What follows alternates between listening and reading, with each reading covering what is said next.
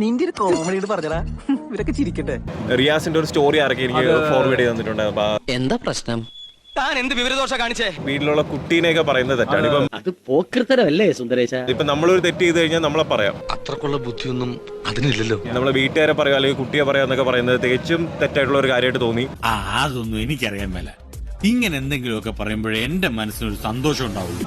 ഇങ്ങനെയൊക്കെ ചെയ്യുമ്പോഴാണ് പലരും ചിലപ്പോൾ ഫേക്ക് ഫെമിനിസ്റ്റ് ആണെന്നുള്ള രീതിയിൽ റിയാസ് സലീമിനെ പോർട്രേ ചെയ്യുന്നത്. കാര്യം സത്യമാണെങ്കിലും എനിക്ക് അംഗീകരിച്ചു കൊടുക്കാൻ പറ്റുമോ? പിന്നെ എനിക്കും ജീവിക്കണ്ടേ. സോ നല്ല കാഴ്ചപ്പാടും ഒരുപാട് കാര്യങ്ങളിൽ അറിവുള്ള ഒരാളാണ് റിയാസ് സലീം. പക്ഷെ ഇതിന്റെ ഇടയ്ക്ക് ഒരു മന്ദബുദ്ധി ഉണ്ടല്ലോ, അല്ലെങ്കിൽ താൻ ഉണ്ടാവില്ലല്ലോ. നിനക്ക് നല്ല അടി കൊള്ളാഞ്ഞിട്ടാ. എന്നോടുള്ള വ്യക്തി വൈരാഗ്യത്തില് എന്റെ വൈഫിനെ എന്ത് ചെയ്തു ഇതിൽ ട്രാക്ക് ചെയ്തായിരുന്നു. ഇനി ഈ വക വർത്താനം പറഞ്ഞു നീ എന്റെ അടുത്ത് വന്നാലുണ്ടല്ലോ, അടിച്ച് നിന്റെ പല്ല് ഞാൻ കോഴിച്ചോളാം.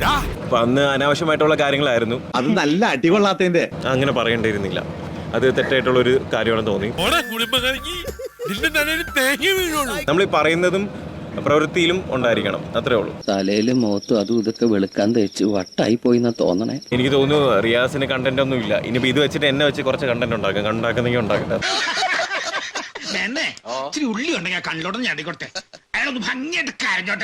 റിയാസ് സലീം ഒരു ഫെമിനിസ്റ്റ് ആയിട്ടാണ് നിൽക്കുന്നത്. മനുഷ്യനായ ചെയ്യുന്ന കാര്യം കുറച്ചൊക്കെ അന്തസ് വേണം. പക്ഷെ ആ പറയുന്ന കാര്യങ്ങൾ പ്രവൃത്തിയിലും കൂടെ ഉണ്ടായിരിക്കണമെന്ന് തോന്നി, അത്രേ ഉള്ളൂ. അതുകൊണ്ട് കുരങ്ങന്റെ കൈ കിട്ടിയ പൂമാല പോലെ ആവരുത്. എന്നാ പിന്നെ ഞാൻ ഇറങ്ങട്ടെ, എന്നിട്ട് ഒരുപാട് കാര്യങ്ങൾ ചെയ്തു തീർക്കാനുണ്ട്.